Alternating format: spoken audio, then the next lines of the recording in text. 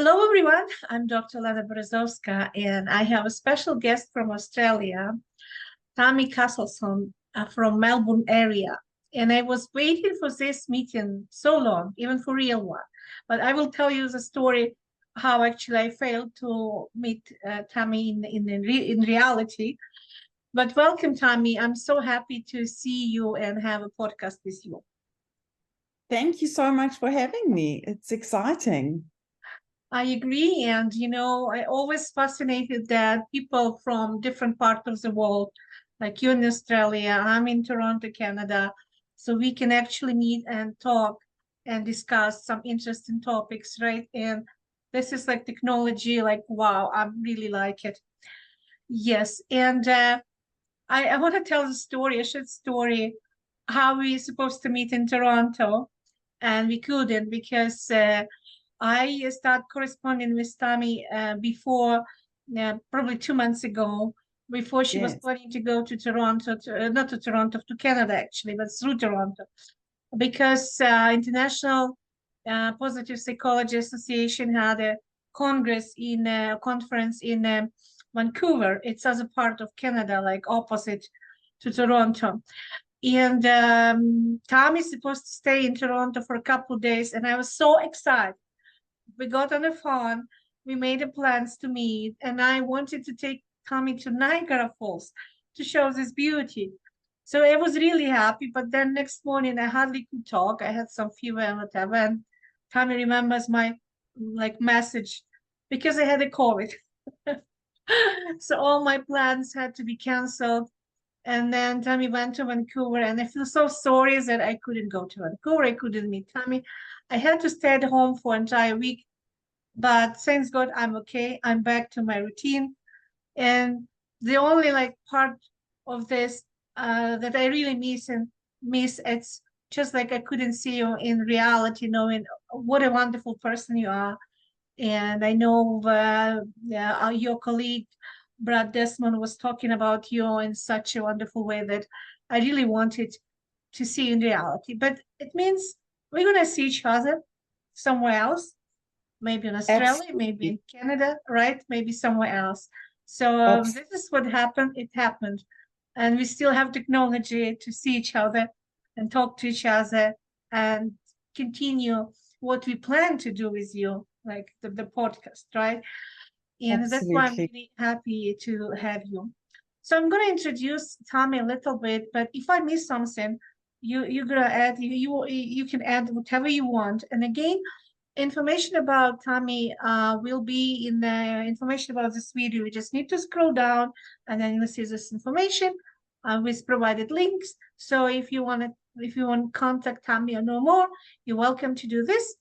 And so let me read a little bit, because again, we're going to talk today about some very interesting, we chose very interesting topic. So Tammy Casselson is a meditation and mindfulness trauma-informed trainer. She's also empowerment coach. She's also advocate of well-being, compassion, connection, performance, and also post-traumatic growth. So actually, trauma and post-traumatic recovery plays a big role in the Tammy's activity and in Tammy's help to other people. So that's why we're going to talk about post-traumatic growth. But again, Tammy created her own company.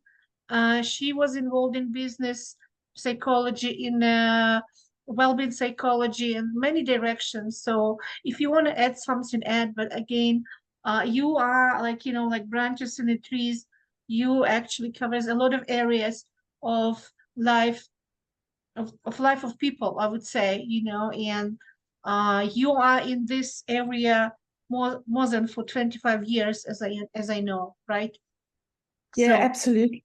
So like you say, we've got lots of branches on our tree, and so I'm very involved in education, and that's what I was going to the conference really for, is to make an impact in education around mindfulness, bringing mindfulness into the vocational education sector, and into the dual education sector.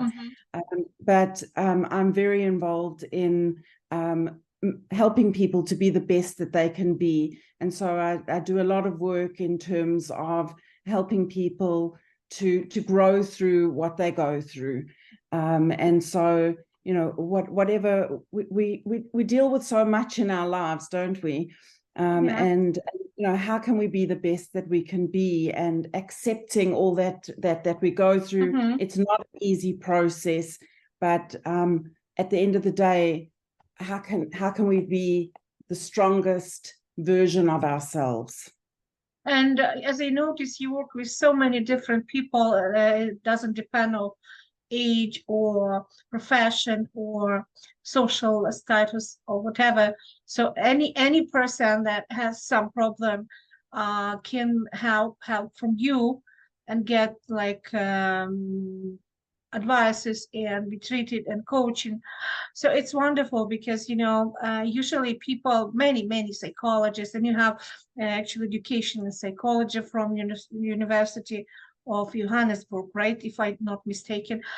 And as I see many people, psychologists, professional psychologists, that they sometimes choose very narrow specialization. And you covering like so many people of like, you know, of like, this is like huge diversity of people, right? And which is wonderful because nobody's left. Nobody is left behind.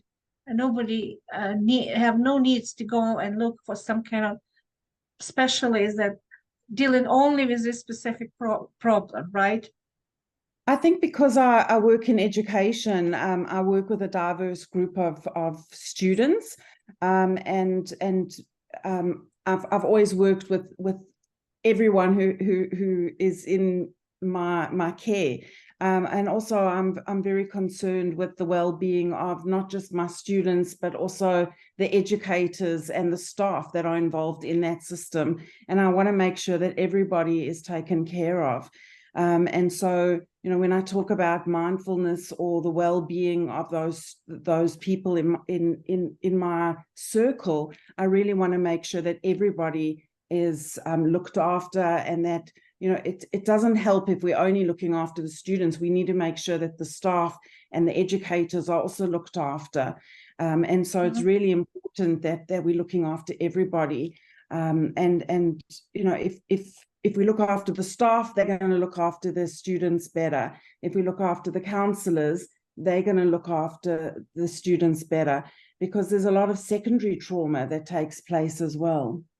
It's a very healthy idea that we have to take care of each other, and doesn't depend who we are. And you mentioned trauma, yeah.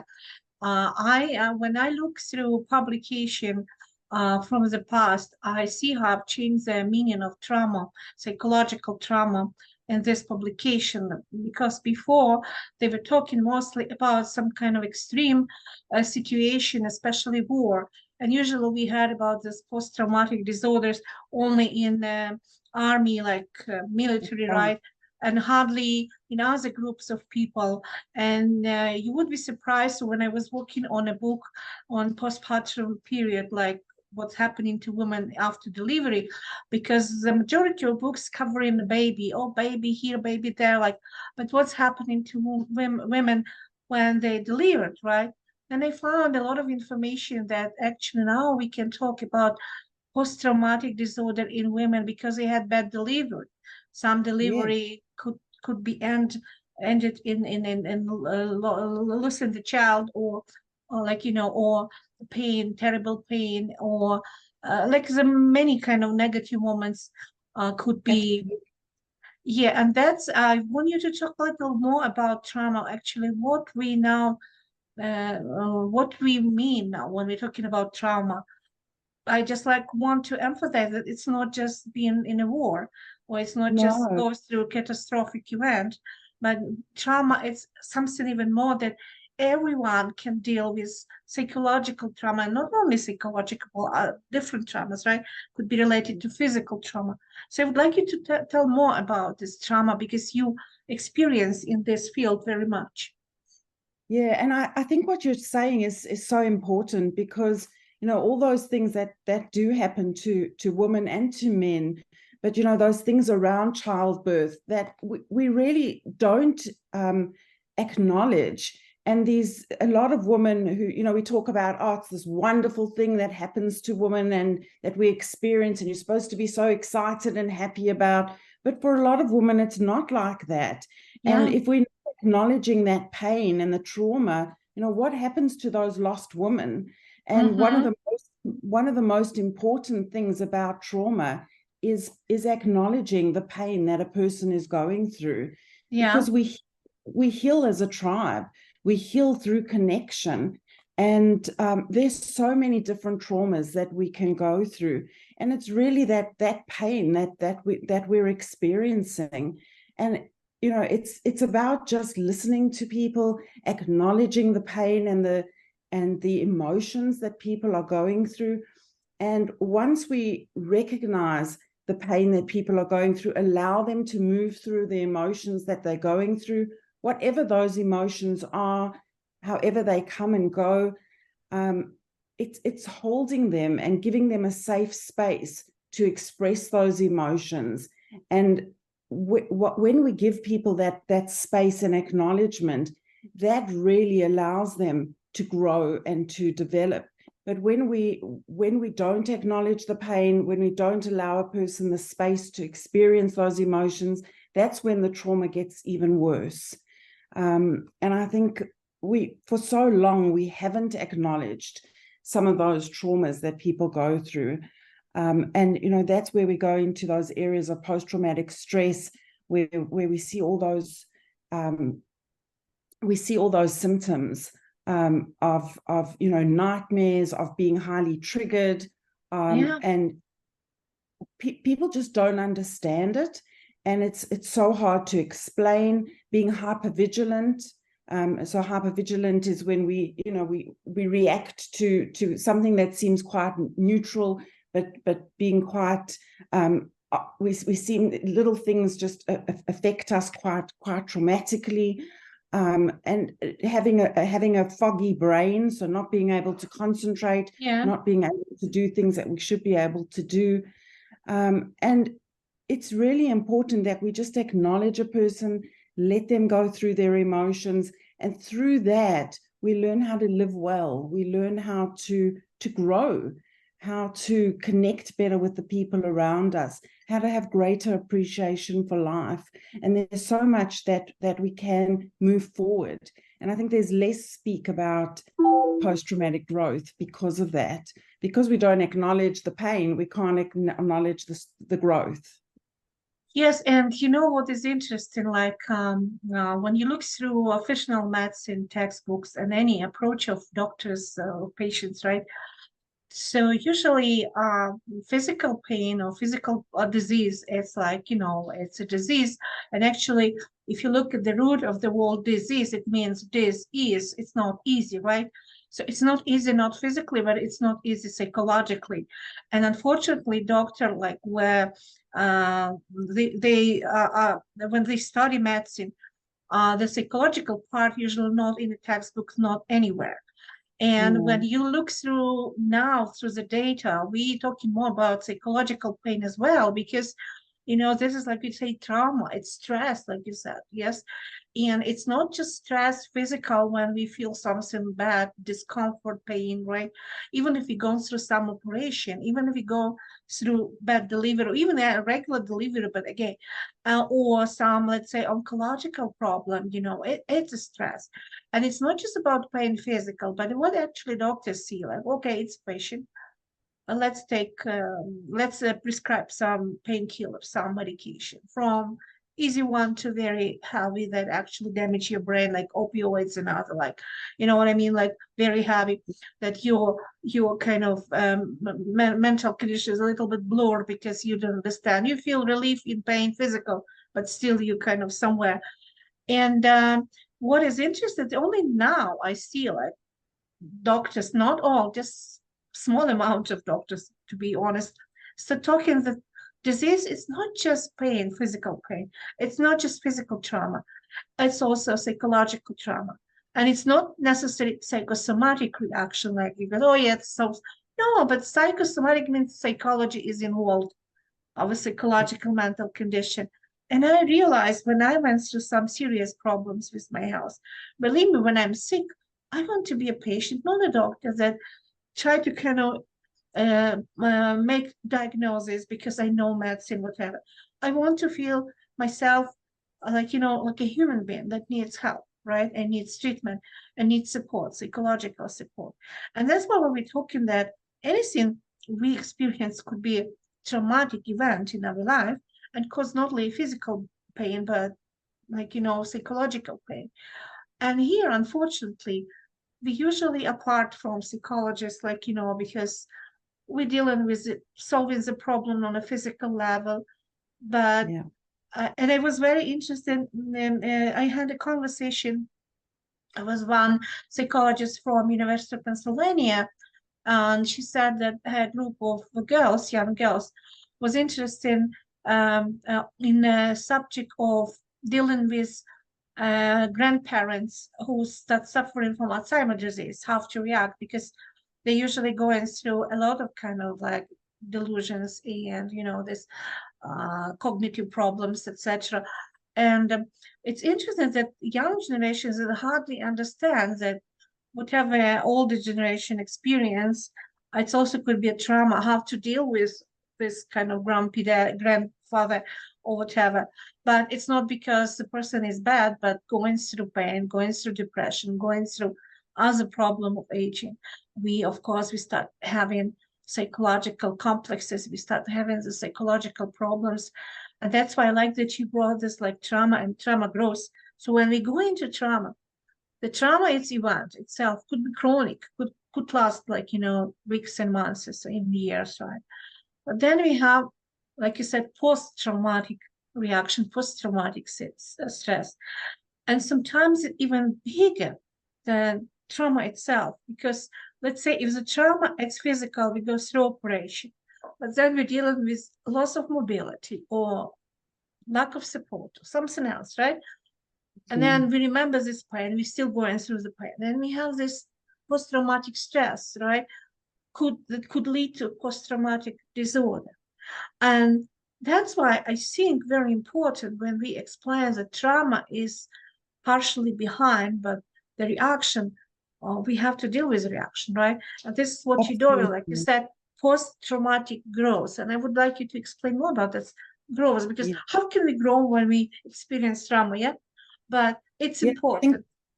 I think that's a good question. So, and it's something that I think we need to understand is that, like you say, there might be the trauma, but then there's the results of that trauma. So like dark whale behind you. I talk about the ripples. The ripples that you throw a stone in the water and then there's all those ripples. You might have a breakup of a relationship afterwards. You might have all those other things that occur. And so there's all this other trauma that might be adding to it. And so we talk about, the struggle of the traumatic event. And that doesn't mean that you can't then also be growing through it. So just because it's traumatic and that it's struggling, you're also growing. You're realizing how strong you are, that you can get up in the morning and get dressed. That's a win. Yes, I'm in pain, but I got up and I got dressed. So every win you need to celebrate. So yes, we're in pain. Yes, we're struggling. Yes, there's loss. Yes, there's, all these other things happening, but at the same time, you're growing. So the two things can be occurring at the same time. It doesn't have to be, one, I struggle and go through post-traumatic stress and then I grow. You're growing at the same time. You're realizing how strong you really are. You realize that you are the hero of your own life, that you're taking back the power that you may not have had before, that you may not have realized how strong you really were. And I think that's the first thing is realizing the strength that you really have got. And then also you have a change in the relationships. So you might lose some relationships, but you gain a lot of relationships. I think one of the things you realize is how important real relationships are. And so you make new connections, new, authentic, real relationships. So that's another one. You also, I think when you go through trauma, you realize how important life is, and you create meaning out of that life. And so that's part of growth. So realizing how important this life really is and having a new appreciation of life. And that's part of post-traumatic growth. Looking for the potentials, realizing what can you do? Not what can't you do, but what can I do is part of post-traumatic growth. And so all of this is part of post-traumatic growth and developing through it. And the last one is finding a purpose and a meaning. And I think a lot of people who go through some type of a trauma and who are growing often find some way to find their life, live their life with meaning and grace. Now, you don't have to have all 5 of those things to have post-traumatic growth, but at least finding one way to grow in the process really helps us to move through trauma in a way that we grow. And I think we have to find something that brings us pleasure. Let's say if you like art, then we start doing that, so something with art. And I have actually like 2 wonderful friends. One of my best friend, the couple. So the woman is going through the 4th stage of cancer, going through chemo, but I never seen her so happy as now, because every day for her it's like victory. And then she started recovering, even knowing that she probably would never recover fully, but still. So she started playing golf. She started travel. He recently even bought for her a book about the best Ontario country roads, that she wants to see the scenery. And here and there, she even made a beautiful party for her husband for his birthday. He went through a serious health problem as well, actually very rapidly, and now he's recovering as well. He's still weak but recovering. But also, he saw a book when I took from the library, and it was about art as a therapy, about museums and all different description, all different paintings, famous paintings, and what you can feel, emotions, and many other wonderful things, and he said, I would like to have this book. So I ordered for him the book, and I bought the book, and now he's calling me. So this week he's so happy because he said, it's amazing. I'm enjoying reading about museum, about art, and I start seeing differently, even the paintings. I start kind of thinking. So I go it slowly, it's like delicious bite, but bite by bite. And I said, it's wonderful. It means you concentrate on something brings you a lot of pleasure. And when I see them like that, so I know they went through serious trauma. They're still dealing with these post-traumatic events, and plus they don't know the future. But what is fascinating, it's actually, I learned from them how they treasure every day of the life, and so positive. So they actually lesson for me, even if I help them and support them and show love, but they show me a lesson of beautiful, full of happiness and joy life, even in this situation. That's that appreciation of life. Yes. And that comes back to what I was talking about in the very beginning about mindfulness and mindful living, and really about just taking it all in, and the beauty, and absolutely art is at the very core of it. And if we can take it in and appreciate beauty, and going for walks and mindfully walking, and please, walking through Toronto and Vancouver. I mean, how beautiful those cities are, and just really taking it all in is just so is heartwarming. But really, that's really what it's about. And I think we walk through life so busy that we forget to appreciate life And I think when we do have something so traumatic as that, that's when we learn to appreciate life. Yes, and it's actually I also went through some like traumatic events in my life, even recently. And there was time when I was feeling like hatred, and when I was feeling like pain, physical, not physical, but psychological pain. And I was very devastated and very kind of going. But again, you see, I learned before how to compensate this. So I start painting, I start making jewelry. I continue to write books. So I always try to find it. And my husband said, "Why try to make yourself so busy?" Or like I said, "Do you need my attention?" I asked him. "Do you need me?" "No, no, I'm okay." You said, "Actually, I'm okay in the relationship." But I said, "You know why?"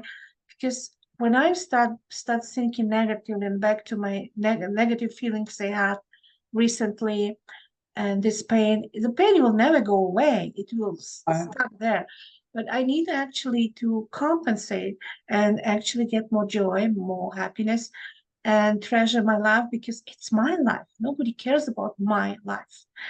And that I said, yeah, I care about people. I care about my husband. I mean, still, when it comes to feeling that inside, nobody can feel me, what's going on inside. And then I said, why should I radiate pain and some kind of like, be unhappy? If people look at me, they're looking for something positive. They want to see, they also want feedback in positive, not in negative. And that's actually whatever is going in my life, and whatever going in life, my friends, and they getting older, right? And after this COVID terrible pandemic period, and then with war in Ukraine, because I'm Ukrainian, it's not easy to go through this, but still, whenever I wake up in the morning, I'm happy that I woke up in the morning and I am okay, so it means, look, life is continuing. And that's why when I was thinking about this post-traumatic growth, it's like you said, very important to find meaningful in life, even if the life seems not very pleasant at the moment. But this is important what you're doing actually. Like, this is amazing because not every psychologist dealing with people in this way. Because what I had that some, like especially young generation, and they kind of like, it's normal to hate somebody, or it's normal to hate your parents, or it's normal to hate your sister, or it's normal, like, to live in hate. I said, no, it's not normal. I mean, you're always in negative condition with Yeah. negative feelings. So you will never get rid of your psychological trauma. You will never be happy, I right? think I think I think that's such a good point, and I think that we need to be able to. I love what you said in terms of the grief and the trauma is going to be there. It's not like we're trying to get rid of it, and we talk about growing around it, growing our life around it. We're not trying to get rid of it. We're accepting that it's happened, that it's part of us. That pain is going to be part of us, but it's about growing a life around it and getting bigger around it and developing meaning around it. And no, I think our purpose is to love each other and to, so it's about finding a way to live with an open heart. So yeah, I'd love to get hold of all those kids that are saying, it's normal to live with And I usually say, look at the animal world or whatever. They don't live in hate. They live in harmony with life. So if they kill just to have food or protect themselves, but they don't kill just because they want to kill, right? So they not have this anger or hatred because they just like human being have negative emotions and whatever. So this must be a reason.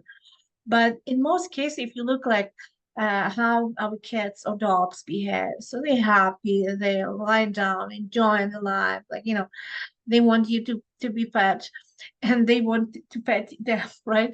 So, and that's the point. Yeah, and then you learn from them that nobody born to be in some negative condition. Even if we go into negative condition, we have to accept it. Yes, there's a moment when we hate. There are moments when we angry. There are moments when we angry, and there are moments when there are negative emotion, which is normal. We cannot be purely Absolutely. positive, right? We cannot be purely excellent, like, examples of ideal person, because when we start being just ideal, then we kind of stop existing. That's my point of view. But what is interesting that, yeah, so in growth after trauma, everything, we can include moments of negative emotions and negative feelings, which is okay. But the main probably point and our main message that we shouldn't concentrate and we shouldn't accept as a normal, constant normal. I mean, yeah, it's normal for specific moment, for specific Absolutely. time, but not constantly. And look at like at these people like we don't like, or would have like enemies, constant enemies, because if we create constant enemies, constant people, we have negative emotion too. This is not a normal life. I even cannot imagine how to live like that. That's why I think all this advice is that, oh yeah, it's okay to hate someone. It's okay hate over, like, parents, or hate someone else. I said, no, it's not okay. It's not okay.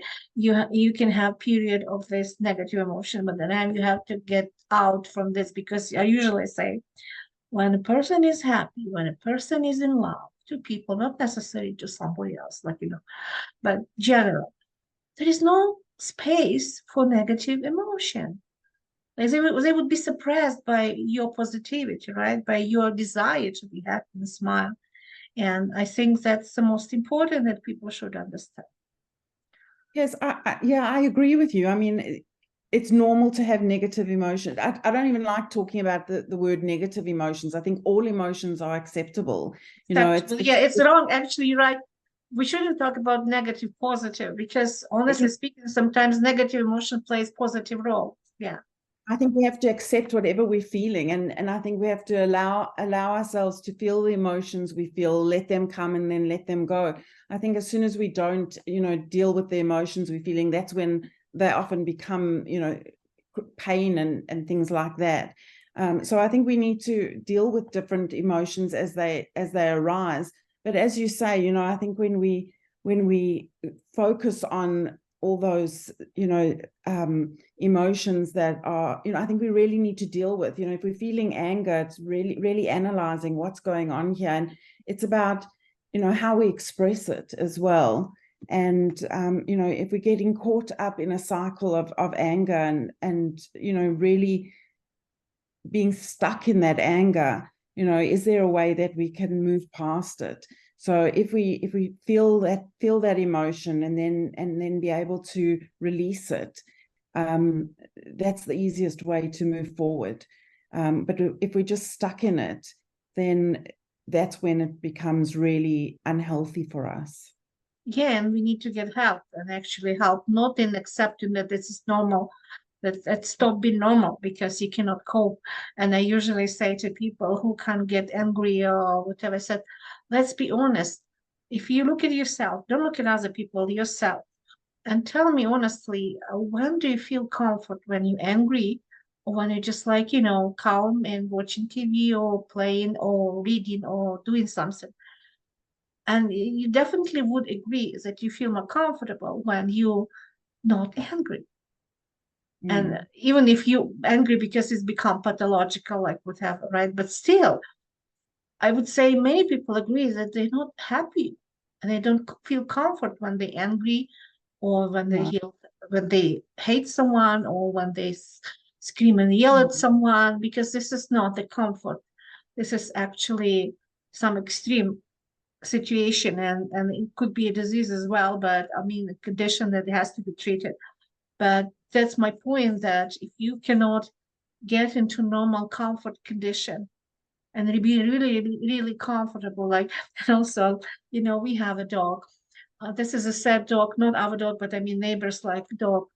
It's a sad dog they have, because two of them were they damaged the spine, and actually they had to be killed. And this one is again aggressive. Why is it's happening? Because it's in a backyard, jumping like crazy on people, like, on dogs passing by. And of course there is a fence, but fence is like, a net, a simple net. And sometimes I'm going like, why are you barking? Like, it's not normally condition. Like, it's not you. You're not happy. You don't even understand what you're doing, because I said, if the dog is happy, dog is not barking. Dog just happy. Yeah. And it's not necessary the dog doesn't accept the danger, but there are like so many people passing by this fence.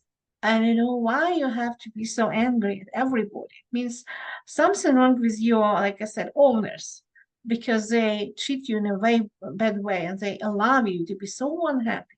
Something's wrong. Wrong not even with you, but with your owners, because your reaction is not normal.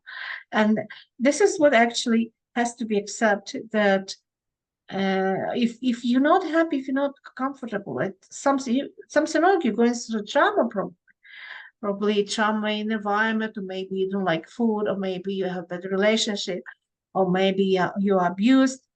It's actually the bell, like din din din, the ringing bell, that something is not right. And that's why we were talking about this trauma and post-traumatic stress. Of course, it's a big topic. We can talk a lot about this, Okay.